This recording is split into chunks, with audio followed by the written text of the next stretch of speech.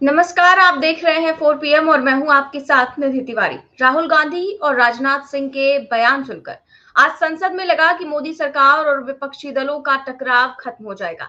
राष्ट्रपति के अभिभाषण के बाद नीट की परीक्षा जैसे मुद्दों पर भी शांति से चर्चा की जाएगी। लेकिन इतने में लोकसभा स्पीकर ओम बिरला ऐसी बात कह जाते हैं कि विपक्षी दल एक बार फिर से नाराज हो जाते हैं और लोकसभा से वॉकआउट कर जाते हैं। ओम बिरला ने राहुल गांधी को क्या कहा और एक बार फिर विपक्षी दल और सरकार के बीच टकराव कैसे हुआ और इसका क्या असर हुआ, तमाम मुद्दों पर आज हम चर्चा करेंगे। और साथ ही साथ राज्यसभा में क्या कुछ हुआ है, किस तरह से बवाल हुआ है और मल्लिकार्जुन खड़गे ने किस तरह के आरोप लगाए हैं, इन तमाम चीजों पर भी हम चर्चा करेंगे। और इस चर्चा में हमारे साथ मौजूद है प्रोफेसर अखिल स्वामी सर।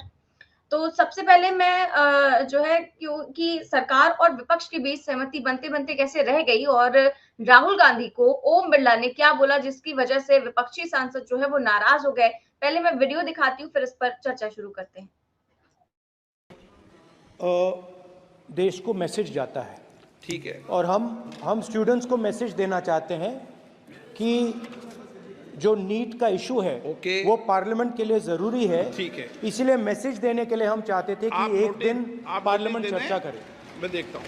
ठीक है अध्यक्ष महोदय, ये पूरा सदन इस बात से अवगत है कि संसद की कार्रवाई कुछ रूल्स और प्रोसीजर्स के आधार पर चलती है। रूल्स और प्रोसीजर्स के अतिरिक्त कुछ हेल्दी ट्रेडिशंस हैं संसद की, जिसके आधार पर कार्रवाई चलती है। और मानता हूं कि ये हेल्दी ट्रेडिशंस हमारे संसद की एक सबसे बड़ी ताकत है। जब कभी भी राष्ट्रपति जी के अभिभाषण पर चर्चा होती है तो आज तक कभी ऐसा नहीं हुआ है, क्योंकि अपने लंबे संसदीय जीवन में जो मैंने देखा है उस आधार पर मैं कह सकता हूं कि अन्य किसी विषय पर उस समय चर्चा हुई हो। इसलिए मैं अपने सभी सम्मानित विपक्ष के सदस्यों से भी आग्रह करना चाहता हूं, आप जिस विषय पर चर्चा करना चाहते हो आप चर्चा करें, लेकिन एक बार राष्ट्रपति से संबंधित जो धन्यवाद प्रस्ताव है उसको संसद में पारित करने के बाद ही करें। यह मेरा सभी से विनम्र अनुरोध है। सर, मैं राजनाथ सिंह जी की बात से सहमत हूं। तो ऐसे करते हैं, प्रेसिडेंट एड्रेस के बाद एक दिन नीट की चर्चा के लिए दे देते हैं। आप नोटिस देना, मैं निर्णय करूंगा।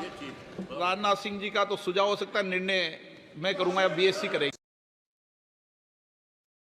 तो सर सुना आपने कि राजनाथ सिंह कहते हैं कि राष्ट्रपति के अभिभाषण के बाद विपक्ष जिन भी मुद्दों पर चाहे चर्चा की जा सकती है, सरकार तैयार है, उसमें कोई आपत्ति नहीं है। और फिर राहुल गांधी कहते भी हैं कि ठीक है, हम राजनाथ सिंह की बात से सहमत हैं, मान लेते हैं और अभिभाषण के बाद नीट की परीक्षा पर एक पूरे दिन चर्चा कर ली जाए। तो सरकार और विपक्ष के बीच सहमति बनती दिखाई देती है। इतने में ओम बिरला बोल जाते हैं कि फैसला करने वाले राजनाथ सिंह नहीं है, फैसला तो मैं करूंगा, चर्चा की जाएगी या नहीं की जाएगी ये मैं तय करूंगा। एक अहंकारी सा बयान देते हैं वो, और इससे नाराज होकर विपक्षी सांसद वॉकआउट कर जाते हैं। तो तमाम ये जो चीजें हुई हैं और संसद में केवल 2 ही मिनट में ये सारा जो सार निकला है, इस पर क्या कहेंगे सर? देखिए, पहले तो जय संविधान, जय भीम और गोडसे मुर्दाबाद। हम स्टूडेंट देखिए, ये जो सभापति महोदय ने कहा ये अहंकार नहीं है, ये बेबसी है। आपने कहावत सुनी होगी, मुहावरा सुना होगा, मियां बीबी राजी तो क्या करेगा काजी।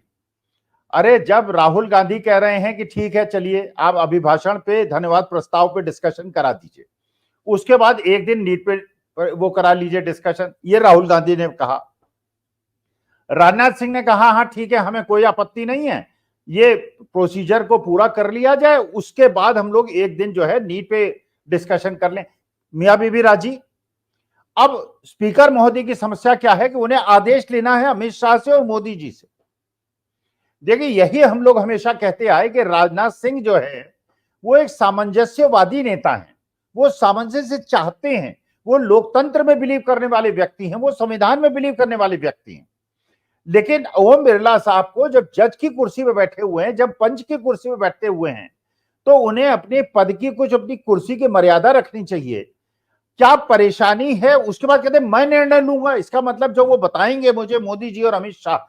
आप बताइए, देश के अंदर राहुल गांधी का आपने पूरा नहीं सुनाया जो उन्होंने कहा था। उन्होंने कहा पिछले 7 साल के अंदर 2 करोड़ बच्चों के साथ खिलवाड़ हुआ है।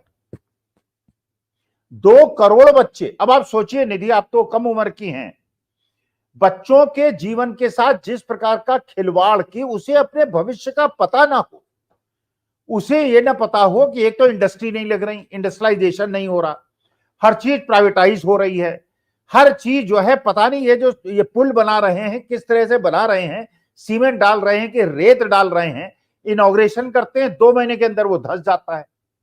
अभी एक्सिस बैंक से लोगों को 500 लोगों को नौकरी से निकाल दिया गया, इंडस्ट्रियलाइजेशन हो रही ना, नौकरी मिल नहीं रही, सरकारी नौकरी दे नहीं रहे, पेपर लीक हो रहे हैं।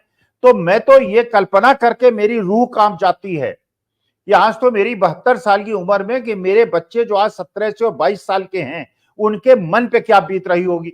और ये व्यक्ति जो अपने बेटे को जिसने आईएएस बना दिया बेटिया को, वो उसे बच्चों की भावनाओं से कोई लेना देना नहीं है, उनको बच्चों की परेशानियों से कोई लेना देना नहीं है। अरे अगर राहुल गांधी कह रहे हैं कि डिस्कशन होगा, जॉइंट स्टेटमेंट जाएगा, ये जनता तक बात पहुंचेगी कि जो भाई पार्लियामेंट है किस लिए।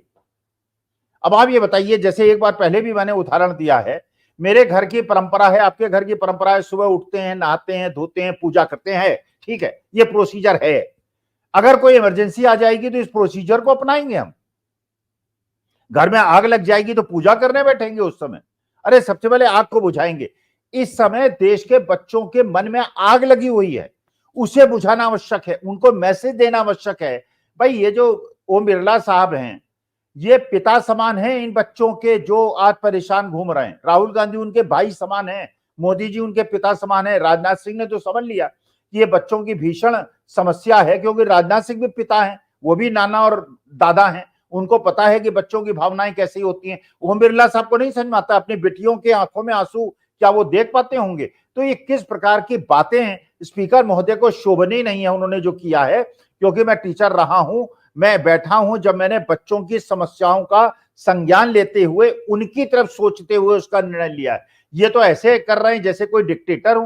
अरे आप स्पीकर हैं, जब दोनों पक्ष मानते हैं कि डिस्कशन होना चाहिए तो आपको परेशानी क्या है? बिल्कुल ठीक बात कह रहे सर आप। और आपने राहुल गांधी के बयान की बात की, मैं एक बार उनका पूरा बयान भी सुनवा देना चाहती हूँ। हम चाहते थे कि नीट पे एक दिन का डिस्कशन हो। काफ़ी ज़रूरी मामला है, 2 करोड़ युवाओं को नुकसान हुआ है। 70 बार पिछले 7 साल में पेपर लीक हुए हैं। तो हम चाहते थे कि एक दिन चर्चा इस पे हो। तो अगर आप मौका दे सकें। ठीक है, राष्ट्रपति अभिभाषण पर आप विषय रखें, क्योंकि हमने व्यवस्था दे चुके हैं पहले ही कि राष्ट्रपति भाषण के मध्य में न शून्यकाल होगा न कोई स्थगन प्रस्ताव को लिया जाएगा। सर, पार्लियामेंट से देश को मैसेज जाता है। ठीक है, और हम स्टूडेंट्स को मैसेज देना चाहते हैं कि जो नीट का इशू है वो पार्लियामेंट के लिए जरूरी है। ठीक है, इसलिए मैसेज देने के लिए हम चाहते थे कि एक दिन पार्लियामेंट चर्चा करे।